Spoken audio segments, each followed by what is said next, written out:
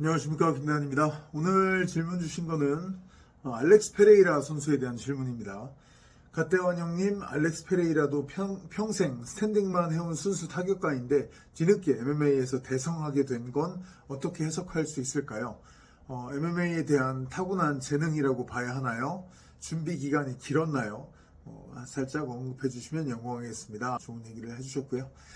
네, 일단은 몇 가지를 좀 짚어볼 만한 게 킥복싱 챔피언이라는 걸 떠나서 그냥 킥복싱을 하기 전부터 태어난 후부터 갖고 나온 그 유전자 자체가 타고난 싸움꾼이었다는 점 굉장히 중요하다고 할 수 있겠죠. 어렸을 때 그 알렉스 페레이라가 힘든 일도 하면서 힘든 어린 시절을 보낸 걸로 유명한데 알코올 중독에 어린 나이부터 빠지기도 했었죠. 근데 그때부터 싸움을 하면 뭐 다 이기고 싸움을 한 상대들이 나가 떨어지고 격투기로 나가보라는 권유를 받고 그랬다고 그러죠. 그래서 어린 시절부터 그 본인의 재능을 스스로뿐만 아니라 주변에서도 알고 있었고, 그리고 킥복싱 커리어의 초창기부터 별명이 돌주먹이었던 것을 보면 펀치력이 타고났다는 거, 이런 천부적인 부분을 갖고 있었다는 게 굉장히 또 중요하다고 생각을 합니다.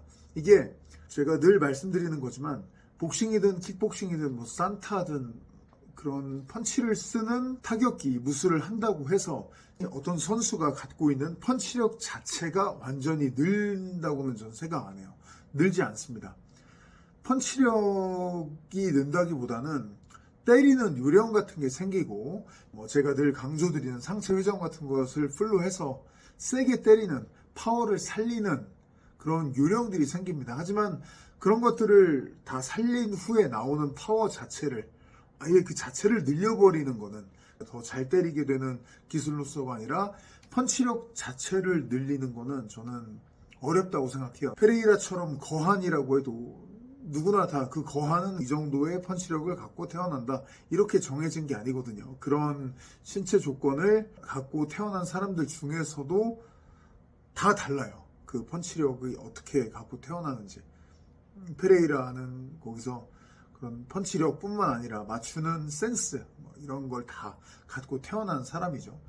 전에도 한번 소개를 해드렸습니다만 페레이라의 코치 중 한 명이죠. 크루즈 코치, 플리니오 크루즈 코치. 어떤 분인지 아실 거예요. 페레이라 통역해주고 되게 체격이 커요. 좀 뚱뚱한데 그 코치가 얘기를 하죠. 자기도 헤비급 선수 출신이고 파워 센 사람들 미트 많이 봤는데 하여튼 미트 받고 손에 그 미트 받은 충격 때문에 아이싱을 해야 되는 사람은 페레이라밖에 없다고. 페레이라가 처음이고 진짜 이 사람밖에 없다라고 얘기를 하고 있어요. 너무 강력합니다.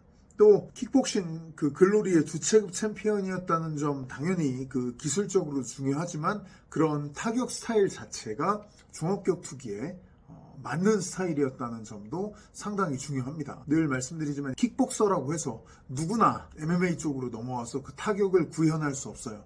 복서라고 해서 누구나 다 타격을 MMA에 와서 그대로 구현할 수 없습니다.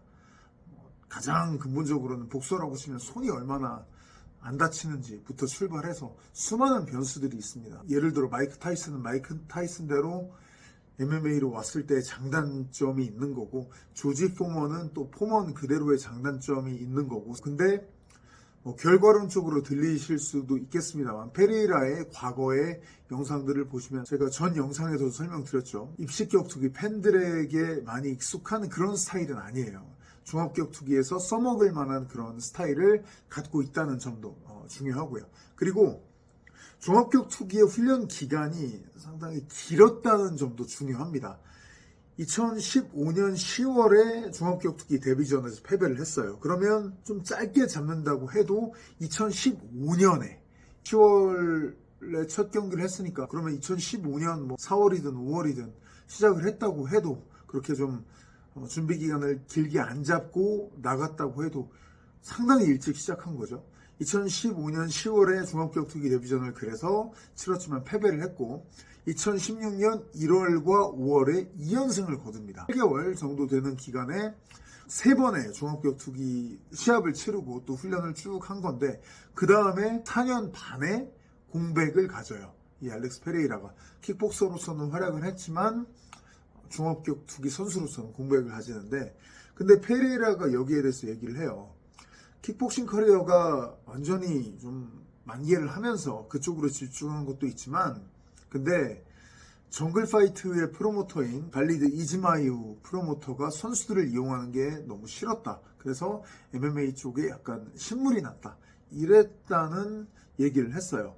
그러다가 파이트머니 차이도 많이 나고 MMA 쪽이 더 높은 거죠. 또 매치메이킹도 입식 쪽은 좀 어려운데 MMA 쪽은 아무래도 매치메이킹도 잘 되고, 이런 점들을 들면서 종합격투기로 넘어왔다고 했는데, 근데 중요한 건 페레이라가 강조한 건 뭐냐면 MMA 훈련 같은 거는 데뷔 전하기 전부터 시작했다고 그래요.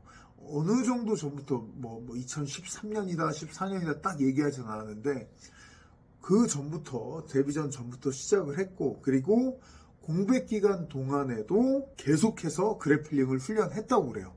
아까 말씀드렸죠. 공백이 거의 4년 반이었습니다. 종합격투기 쪽으로 본격적으로 다시 돌아오기 전까지 4년 반의 공백이 있었는데 계속해서 훈련을 했고, 지금 뭐 거의 인생을 같이 가는 멘토죠. 팀 선배인 글로버 테세이라를 만났던 게 2020년 8월 13일입니다. 테세이라를 만난 다음에 같이 사진 한 장 찍고 바로 그날부터 훈련을 했다고 그래요. 근데 얘기하는 게 테세이라에게 그래플링 처음 배운 거 절대 아니다. 그 전부터 했었다라고 얘기를 했어요. 자, 다시 보시면 아까 테세이라를 만난 게 2020년 8월이라고 했잖아요. 근데 아까 2015년 10월에 데뷔전을 했다고 말씀드렸잖아요. 그럼 15년 그 중간쯤에 시작을 했다고 했을 때 이미 테세이라를 만났을 때 6, 7, 8, 9, 10 5년을 수련을 한 거예요. 이 페레이라는 글로버 테세이라 만날 때까지 이미 5년을 쌓았고 경험을 수련을 쭉 끈질기게 해온 거예요. 킥복싱 챔피언이기 때문에 킥복서로 활동하는 동안에도 훈련의 주는 아니었다. 근데 본인은 그래플링은 계속했다. MMA를 아예 빼고 킥복싱만 하고 이런 적은 없다라고 얘기를 했거든요. 페레이라가 직접. 그리고 2020년 8월에 테세이라를 만났고, 테세이라 뭉친 후에 약 4개월 후에 LFA, 바로 미국의 단체인데 UFC의 선수들을 보내는 피더 단체 중 최고죠. LFA와 계약을 해서 한 경기를 뛰었어요. 11월에 바로 4년 반 만에 종합격투기 복귀전을 가집니다. 거기서 한 경기 뛰고 바로 UFC에 오거든요. 자, 이걸 들으시면 어떤 생각이 드세요? UFC에 왔을 때 페레이라의 모습 역시 뭐 그래플러로서 막 주짓대로 같은 그런 모습은 없었습니다만, 그 모습 뒤에는 5년이 넘는 오랜 기간의 그래플링 짬밥이 쌓여 있었다는 거예요. 이 점도 저는 굉장히 중요하다고 생각을 합니다. 물론 훈련 기간이 길다고 그게 다 적용이 되어서 기량으로 나오는 것은 아닙니다. 하지만 그래플링 파트는 절대적인 수련 시간을 많이 투입하는 게 일단은 중요합니다. 소위 때려 박아야 돼요. 가끔 가다 그런 글들 보죠. 메이웨더가 주짓수 한 달 하면, 레슬링 3개월 하면 론다 로우지, 아만다 누네스 그냥 튕겨낸다. 아만다 누네스 팔 부러진다. 저 목 조르는 팔을 그냥 손으로 뜯어낼 수 있다. 이건 진짜 그래플링 훈련을 해보지 않으셔서 그래요. 제가 생각하는 그래플링은 타격보다 훨씬 재능만으로 때우기가 힘들어요. 제가 봤을 때는 복싱이 훨씬 더 재능이 차지하는 비중이 높아요. 그래플링도 물론 재능러들이 있습니다. 근데 그렇게 되지 않습니다. 전에 제가 이것도 언급 딴 영상에 드렸나요? 어떤 리플에서 시청자분께서 달아주신 건데 전 이 설명이 정말 정확하다고 봅니다. 타격 같은 건 손으로 그림 그리는 거고 오히려 더 유사해요. 천재성을 가진 사람이 딱 연필 잡았을 때, 그 붓을 잡았을 때 딱 뭔가 간지나게 나올 수가 있어요. 그래플링? 컴퓨터로 구현해야 되는 거예요. 그러면 어떻게 돼야 될까요? 그럼 코딩 같은 걸 잘 하려면 그 컴퓨터 언어를 어떤 천재성을 갖고 있든 간에 배워야 돼요. 일단 이 배우지를 않으면 아무리 천재성이 있어도 그 컴퓨터 언어를 이용해서는 아름다움을 구현할 수가 없습니다. 제가 봤을 때 그래플링이 훨씬 더 이쪽하고 더 많이 가깝습니다. 그게 3개월, 6개월, 그것도, 아마추어 데뷔전 치르면야, 그러면 그런 천재들이 3개월, 6개월이면 되겠죠. 근데 세계 최고의 단체 UFC의 선수들과 대등하게 맞선다? 그러면 오랜 기간의 그래플링 수련이 되어야 가능합니다. 물론 아데사냐처럼 페레이라도 그렇습니다만 최대한 레슬링 영역으로, 주짓수 영역으로 못 데려가도록 하면서 경기를 그 전에 끝내버리면 좋겠습니다만 위로 올라갈수록 그런 레슬링 영역으로, 주짓수 영역으로 들어갈 가능성은 높아집니다. 결국은 테이크다운을 한 번, 두 번씩 당할 확률이 높아진다는 얘기예요. 그럼 그때 어떻게 대처하느냐? 여기서는 절대적인 수련 기간도 중요하고 누구하고 어떤 식으로 했냐도 중요하고 그 사람의 재능도 상당히 중요합니다. 여러 가지가 맞물려 있어요. 그래서 3개월 배우고 6개월 배우고 복싱에서 어떤 빛나는 모습을 보여줬든 킥복싱에서 어떤 빛나는 모습을 보여줬든 그걸로 그대로 해석해서 똑같이 잘할 것이라고 되는 게 절대 아닙니다. 근데 페레이라는 지금도 잘하고 있습니다만 이런 절대적인 기간 자체가 올해 이미 투입이 됐다. 이게 저는 굉장히 중요하다고 봐요. 그리고 보면 아주 똑똑하죠. 기술을 쓰는 디테일 자체가 엄청납니다. 타격에서만 그러는 게 아니라 그라운드에서도 보면 아데사냐와의 경기 때도 그랬고 아데사냐와 그라운드로 가는 장면 같은 거 보면 확실히 다른 정상급 그래플러들에 비해서는 둘 다 아데사냐건 페레이라건 아주 수준 높은 공방을 보여준 건 아닙니다만 페레이라는 아데사냐하고 했을 때라든지 후에 블라우비치하고 했을 때라든지 그라운드에서 상당히 침착한 모습을 보여줬고요. 여기에는 오랫동안 짬밥을 그라운드에서 계속 쌓아온 것에 더해서 글로버 테세이라라는 사람의 공도 저는 굉장히 컸다고 생각을 해요. 다른 사람하고 뭉쳤다라는 것보다 테세이라라는 사람하고 뭉친 게 저는 컸다고 봐요. 테세이라가 인성도 굉장히 좋고 느긋하고 품어주는 스타일의 둥글둥글한 스타일의 사람이고 자기가 스타가 되어야 하고 자기가 대장이 되어야 하고 자기가 주목을 제일 받아야 하고 자기가 무조건 리더가 돼서 끌어야 되고 이런 스타일의 사람이 아니에요. 부인하고 행복하게 지내면서 체육관 운영하고 미국의 제2의 고향 좋아하고 이런 소탈한 매력을 가진 사람이고 마음이 제가 봤을 때 굉장히 넓은 사람이거든요.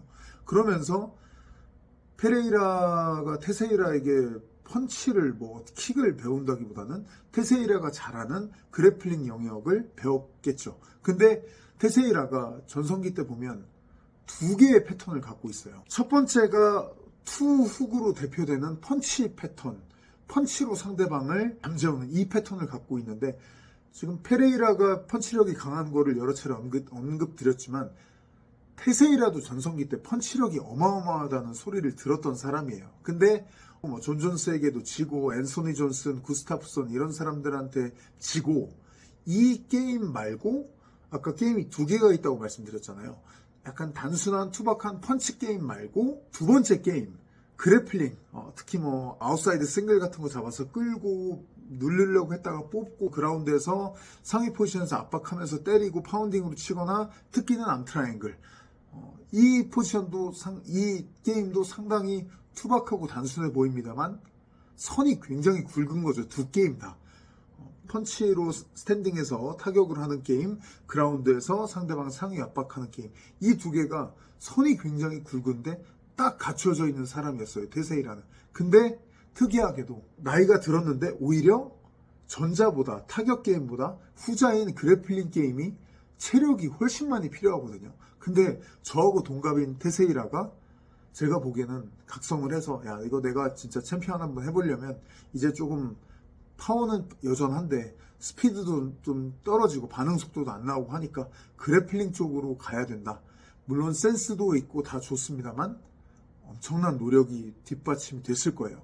그래서 그 그래플링 게임으로 결국은 챔피언에 올랐던 사람이거든요. 테세이라가. 그리고 프로아스카에게 지긴 했습니다만 타격과 그 그래플링이 다 섞인 공방 해냈죠. 자마알릴에게 패배했습니다만 일방적으로 지긴 했습니다만 끝까지 버텨냈던 건 결국은 그래플링을 섞어줬다는 게 정말 컸거든요. 그런 경험들이 다 녹아있는 사람이 테세이라잖아요. 그것도 옛날 사람도 아니고 나이는 많아도 최근까지 똑같은 무대에서 똑같은 레벨에서 경쟁하면서 자기 실력으로 정상까지 올랐던 사람인 거잖아요. 근데 그 사람이 딱 붙어 있는 거잖아요. 이건 말할 필요가 없죠. 네, 근데 그 사람이 주는 파트 자체가 페레이라고 이게 레고 블럭 맞듯이 딱 들어맞는다는 거.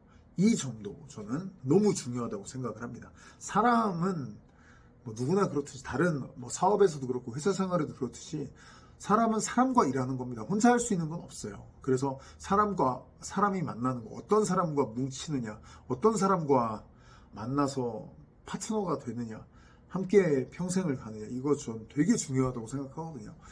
테세이라와 페레이라는 저는 서로 복을 받은 사람들이라고 생각을 합니다.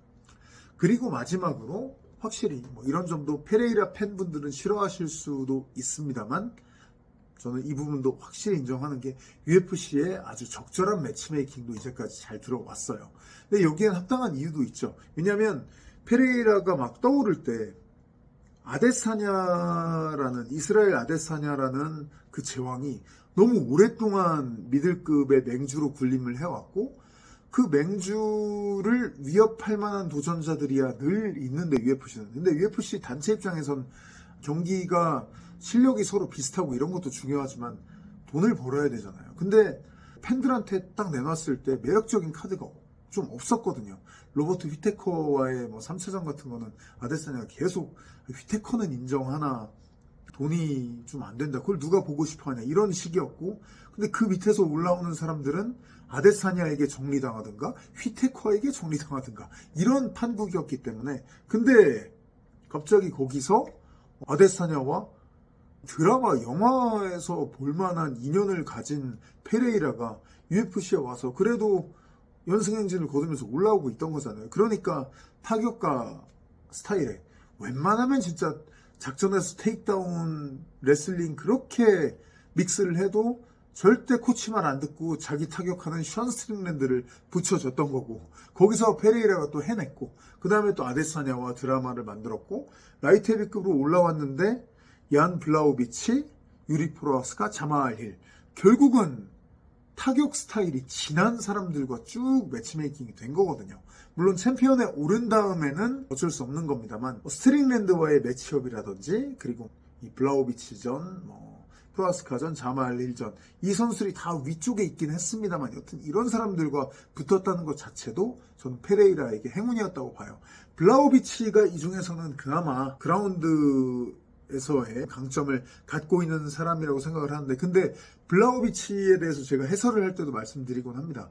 생긴 건 곰인데 곰처럼 그냥 투박해 보이고 뿌락해 보이는 무서운 외모일지 모르겠는데 완전 여우에다 표범이에요. 결국은 힘센 사람이 아니라 이 사람은 카운터 되게 잘 치고 순간적인 스피드가 굉장히 좋은 사람인데 그라운드도 좋거든요. 감각이 좋은데 단점은 이 사람이 체력이 약해요. 블라우비치가. 그래서 테세이라에게 먹힌 거 아니겠습니까? 결국은 테세이라의 뚝심에.